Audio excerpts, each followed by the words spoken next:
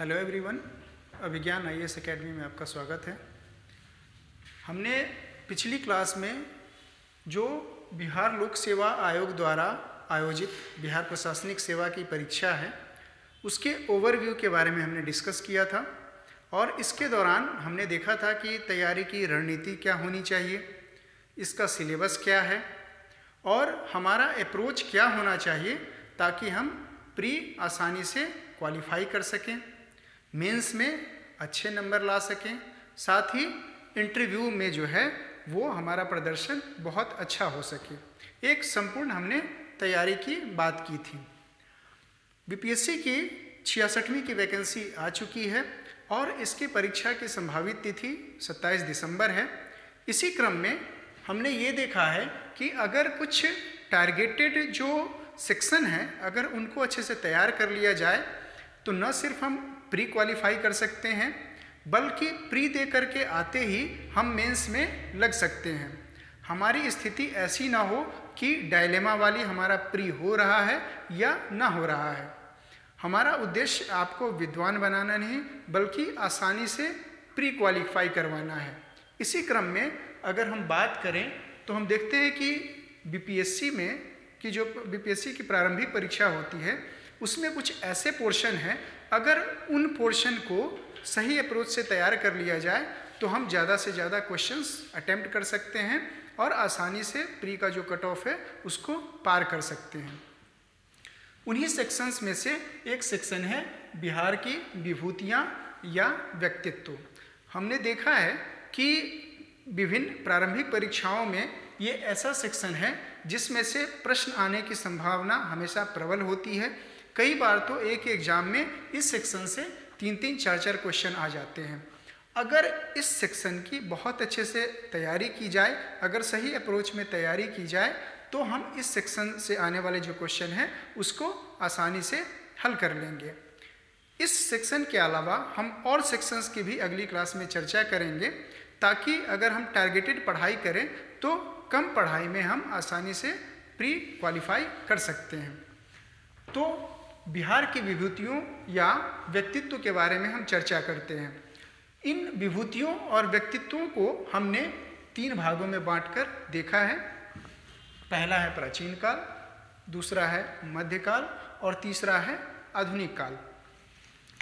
अगर हम प्राचीन काल की बात करते हैं तो प्राचीन काल में जो सर्वप्रमुख व्यक्तित्व रहे हैं बिहार से संबंधित वो रहे हैं महात्मा बुद्ध। बुद्ध से देखेंगे तो लगभग हर एग्जाम में प्रश्न पूछे जा रहे हैं। अगर महात्मा बुद्ध को अच्छे से तैयार कर लिया जाए तो यहाँ से आने वाले जो प्रश्न हैं वो हम आसानी से हल कर सकते हैं। इन प्रश्नों की प्रवृत्ति क्या होगी, जैसे महात्मा बुद्ध का जन्म कहाँ हुआ था, उनका परिनिर्वाण कहाँ हुआ था, उन्होंने पहला उपदेश कहाँ दिया था, इसके अलावा उनको ज्ञान की प्राप्ति कहाँ हुई थी, इसके अलावा जो बौद्ध धर्म से जुड़ी हुई दार्शनिक बातें हैं या उनके ग्रंथ हैं इससे संबंधित भी क्वेश्चन आते हैं। तो अगर आप इन सारे एस्पेक्ट्स को तैयार कर लें तो यहाँ से आप क्वेश्चन आसानी से हल कर सकते हैं। उसके बाद हम आते हैं वर्धमान महावीर पे।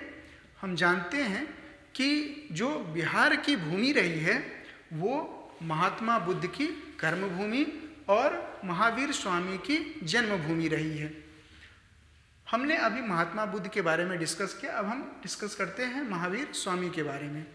महावीर स्वामी को तैयार करने के संदर्भ में उनके जन्मस्थल, उनके दर्शन से जुड़ी बातें, उनके निर्वाण की तिथि, अगर इन सारे एस्पेक्ट्स को तैयार करें तो महावीर से आने वाले प्रश्न हम आसानी से हल कर सकते हैं। इसके बाद हम बात करते हैं सम्राट अशोक की। हम जानते हैं कि 6वीं शताब्दी ईसा पूर्व में जो मगध साम्राज्य हुआ करता था वो तत्कालीन जो राजनीतिक परिस्थिति थी उसमें सर्वाधिक शक्तिशाली साम्राज्य हुआ करता था और उसी में एक सम्राट हुआ करते थे, सम्राट अशोक। तो सम्राट अशोक से लगभग हर वर्ष प्रश्न आते रहे हैं।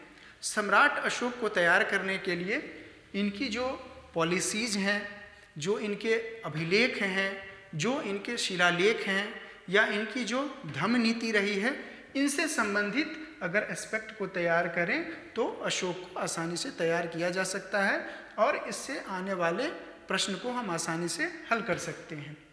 इसके बाद जो प्राचीन काल के महत्वपूर्ण व्यक्ति हैं वो हैं आर्यभट्ट। आर्यभट्ट के बारे में हम कैसे प्रश्नों को तैयार करें कि आर्यभट्ट ने कौन सी प्रणाली का आविष्कार किया, उसके बाद आर्यभट्ट के जन्म के संदर्भ में कौन सा स्थान महत्वपूर्ण है। इसके बाद हम देखते हैं चाणक्य। चाणक्य जो प्राचीन कालीन भारतीय इतिहास के बहुत ही महत्वपूर्ण व्यक्ति रहे हैं, तो चाणक्य के बारे में हम प्रश्नों को इस तरह से तैयार करें कि चाणक्य का दूसरा नाम क्या था, चाणक्य ने किस ग्रंथ की रचना की थी, उस ग्रंथ का विभाजन कितने भागों में किया गया था, कितने अधिकरणों में किया गया था। तो यहाँ से चाणक्य से आने वाले प्रश्नों को हम आसानी से हल कर सकते हैं। उसके बाद हम आते हैं चंद्रगुप्त मौर्य के बारे में। तो चंद्रगुप्त मौर्य से आने वाले जो प्रश्न हैं वो उस काल की जो महल की जो स्थिति थी उसको अगर हम देखें, चंद्रगुप्त मौर्य के काल की जो पॉलिसीज रही हैं उस पॉलिसीज को हम तैयार कर लें। चंद्रगुप्त के बारे में किस ग्रंथ में पहली बार वर्णन मिलता है, अगर हम इस बात को तैयार कर लें तो चंद्रगुप्त से आने वाले प्रश्नों को हम आसानी से हल कर सकते हैं। इसके बाद हम आते हैं पाणिनि पे। हम पाणिनि से आने वाले जो प्रश्न हैं वो बहुत ज़्यादा विस्तृत नहीं होते हैं, बस यही पूछा जाता है कि इन्होंने किस ग्रंथ की रचना की थी। तो आप ऐसे पाणिनि के बारे में भी तैयार कर सकते हैं। उसके बाद हम डिस्कस करते हैं मध्यकाल पे। तो मध्यकाल का जो बिहार रहा है उसमें कई महत्वपूर्ण व्यक्ति रहे हैं, जिसमें एक महत्वपूर्ण व्यक्ति थे शेरशाह सूरी। तो यहाँ से जो प्रश्न आते हैं वो इस प्रकार के होंगे कि इनका बचपन का नाम क्या था, उसके बाद इनका मकबरा कहाँ अवस्थित है, उस मकबरे को किसने उस निर्माण कार्य को पूर्ण करवाया, शेरशाह सूरी का जो मकबरा है वो किस शैली का बना हुआ है, कहाँ अवस्थित है। तो इससे इस सारे एस्पेक्ट को अगर हम तैयार कर लें तो शेरशाह से आने वाले जो प्रश्न हैं उसको हम आसानी से हल कर सकते हैं। उसके बाद हम आते हैं मखदूम याहिया मनेरी पे। तो यहाँ से जो प्रश्न आते हैं वो ये आते हैं कि इनका संबंध किस संप्रदाय से था। ठीक है, अगर हम इस संप्रदाय को तैयार कर लेते हैं पूरे, तो न सिर्फ ये मखदूम याहिया मनेरी के संबंध में आने वाले क्वेश्चन को हम हल कर सकते हैं, बल्कि इनसे संबंधित जो संप्रदाय के प्रश्न आते हैं उसको भी हम आसानी से हल कर पाएंगे। उसके बाद हम आते हैं आधुनिक काल में। आधुनिक काल में जो सबसे महत्वपूर्ण व्यक्ति हैं वो है कुंवर सिंह। कुंवर सिंह बिहार में ऐसे व्यक्ति रहे हैं जिन्होंने 1857 की क्रांति को नेतृत्व प्रदान किया। तो इसके संदर्भ में कई क्वेश्चन आते हैं कि कुंवर सिंह ने कहाँ से कहाँ की यात्रा की थी, उसके बाद किस अंग्रेज सेनापति को हराया था। तो इसके जो सारे एस्पेक्ट्स को अगर हम तैयार कर लेते हैं तो कुंवर सिंह से आने वाले प्रश्नों को आसानी से हल किया जा सकता है। उसके बाद हम आते हैं डॉक्टर राजेंद्र प्रसाद से। हम जानते हैं कि डॉक्टर राजेंद्र प्रसाद भारत के प्रथम राष्ट्रपति रहे हैं। तो डॉक्टर राजेंद्र प्रसाद से जो प्रश्न आते हैं वो थोड़े से गहराई वाले होते हैं। तो डॉक्टर राजेंद्र प्रसाद को पूरी तरह से तैयार करने के लिए सबसे पहले तो हम देखेंगे कि इनका जन्म स्थान कहाँ था, कब इनका जन्म हुआ था, और इनकी जो जन्म तिथि थी उसको किस रूप में मनाया जाता है। इसके अलावा इन्होंने कौन सी पुस्तकें लिखी, ये कितनी बार कांग्रेस के अध्यक्ष रहे, किस जेल में डॉक्टर राजेंद्र प्रसाद को बंदी बना करके रखा गया था। अगर हम इन सारे एस्पेक्ट्स को तैयार कर लें तो डॉक्टर राजेंद्र प्रसाद से संबंधित क्वेश्चन को आसानी से हल किया जा सकता है। अब हम आते हैं स्वामी सहजानंद सरस्वती पे। स्वामी सहजानंद सरस्वती न सिर्फ बिहार के बल्कि भारत के कृषक आंदोलन के प्रमुख प्रणेता रहे हैं और इनसे संबंधित क्वेश्चन हमेशा हर एग्जाम में लगभग आते रहे हैं। स्वामी सहजानंद सरस्वती को तैयार करने के लिए अगर हम पूरे कृषक आंदोलन को तैयार करें, जैसे स्वामी सहजानंद सरस्वती ने किस कृषक संगठन की स्थापना कब की थी, कहाँ की थी। इन्होंने एक पुस्तक की भी रचना की थी, उस पुस्तक का नाम क्या था। इस तरह से अगर हम तैयार करें तो स्वामी सहजानंद सरस्वती को तैयार किया जा सकता है। उसके बाद हम आते हैं राजकुमार शुक्ल पे। यही वो व्यक्ति हैं जो गांधी जी को लखनऊ के कांग्रेस अधिवेशन से बिहार लेकर आए थे और वहीं पे भारत में पहली बार महात्मा गांधी ने अपना पहला सत्याग्रह चंपारण में शुरू किया था। तो राजकुमार शुक्ल इसलिए रिलेवेंट हैं और इनसे क्वेश्चन आते रहे हैं। तो हमको ये देखना है कि राजकुमार शुक्ल का जन्म कहाँ हुआ था और उनसे जुड़ी हुई जो अन्य बातें हैं अगर उसको तैयार कर लें तो राजकुमार शुक्ल से संबंधित क्वेश्चन हम हल कर सकते हैं। उसके बाद हम आते हैं सच्चिदानंद सिन्हा पे। तो इनको संविधान सभा का अस्थायी अध्यक्ष चुना गया था, इसलिए सच्चिदानंद सिन्हा इस इतिहास में रिलेवेंट है। इसके अलावा सच्चिदानंद सिन्हा का ही योगदान है कि 1911 में बंगाल से बिहार को अलग करने की प्रक्रिया शुरू हुई थी और बिहार अलग हुआ था। तो इसीलिए सच्चिदानंद सिन्हा को तैयार करना आवश्यक है। इनका संबंध किस अखबार से रहा है, इन्होंने क्या क्या अपने राजनीतिक करियर के दौरान इन्होंने कौन कौन सी गतिविधियां की, इन सब बातों को अगर हम ध्यान में रखकर तैयार करें तो इनसे आने वाले क्वेश्चन हम हल कर सकते हैं। इसके अलावा एक महत्वपूर्ण व्यक्ति हैं जयप्रकाश नारायण। इनका स्वतंत्रता संग्राम में बहुत ही महत्वपूर्ण स्थान रहा है। इन्होंने भारत छोड़ो आंदोलन के दौरान आज़ाद दस्ते की स्थापना की थी। तो जयप्रकाश नारायण से संबंधित प्रश्न आने की संभावना हमेशा बनी रहती है। तो इसको इस प्रकार से तैयार करना है कि इन्होंने किस संगठन की स्थापना की थी, उस संगठन का मुख्यालय कहाँ था, उस संगठन की गतिविधियाँ क्या थी।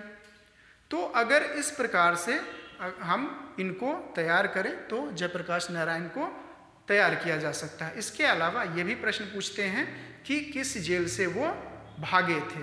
तो अगर हम इन सारे एस्पेक्ट्स को तैयार करें तो जयप्रकाश नारायण से आने वाले प्रश्नों को हल किया जा सकता है। उसके बाद हम आते हैं रामधारी सिंह दिनकर। रामधारी सिंह दिनकर से जो प्रश्न आते हैं वो इस प्रकार हैं कि चूँकि साहित्यकार रहे हैं तो इनकी जो रचनाएं रही हैं उन रचनाओं का नाम क्या है, इनको कब ज्ञानपीठ पुरस्कार मिला, इनका कहाँ जन्म हुआ, इससे संबंधित अगर सारे एस्पेक्ट तैयार करें तो रामधारी सिंह दिनकर को आसानी से तैयार किया जा सकता है। उसके बाद हम आते हैं विद्यापति पर। विद्यापति ने न सिर्फ मैथिली भाषा में बल्कि बांग्ला भाषा में और हिंदी भाषा में भी अपनी रचनाएं की थी। तो विद्यापति से जुड़े हुए प्रश्न भी आने की विद्यापति से जुड़े प्रश्न के आने की संभावना हमेशा बनी रहती है। पहले तो ये होता है कि इनका जन्म कहाँ हुआ था, इनकी रचनाएं कौन कौन सी रही हैं। अगर इस रूप में इसको तैयार किया जाए तो विद्यापति को हम तैयार कर सकते हैं। इसके बाद हम आते हैं नागार्जुन और भिखारी ठाकुर पे। जो नागार्जुन हैं ये इनकी रचनाएं बहुत महत्वपूर्ण हैं, इसीलिए नागार्जुन की रचनाएं, भिखारी ठाकुर जो इन्होंने भोजपुरी भाषा के कई जो साहित्यों की रचना की है, अगर हम इन साहित्यों को याद कर लें, नागार्जुन के जो नागार्जुन से जुड़े हुए साहित्य अगर हम इनको तैयार कर लें तो इनसे आने वाले प्रश्नों को आसानी से हल किया जा सकता है। उसके बाद राहुल सांस्कृत्यायन है। राहुल सांस्कृत्यायन से आने वाले जो प्रश्न होते हैं वो इस प्रकार के होंगे कि इनकी भागीदारी किस आंदोलन में रही है। तो अगर हम इसको तैयार कर लें, उनकी जो गतिविधियां रही हैं आंदोलन के दौरान वो किस प्रकार की रही हैं उसको अगर हम तैयार कर लें तो राहुल सांस्कृत्यायन को आसानी से तैयार किया जा सकता है। उसके बाद हम आते हैं श्री कृष्ण सिंह पे। श्री कृष्ण सिंह का आधुनिक इतिहास में क्या महत्वपूर्ण स्थान रहा है, तो अगर हम उस बारे में एस्पेक्ट को तैयार करें तो हम कृष्ण सिंह से आने वाले प्रश्नों को आसानी से हल कर सकते हैं। तो आज हमने देखा कि बिहार के इतिहास में जो विभिन्न विभूतियाँ हैं, अगर हम इस चैप्टर को अच्छे से तैयार कर लेते हैं तो हमारा एक बहुत ही महत्वपूर्ण सेगमेंट तैयार हो जाता है और कई क्वेश्चन हम यहाँ से आसानी से अटेम्प्ट कर पाते हैं। तो हमारी जो अगली क्लास होगी वो इसी तरह की टारगेटेड स्टडी से रिलेटेड होगी, ताकि हमारा अप्रोच ऐसा हो ताकि आप प्री में ज़्यादा से ज़्यादा अंक स्कोर कर पाएँ। Thank you so much.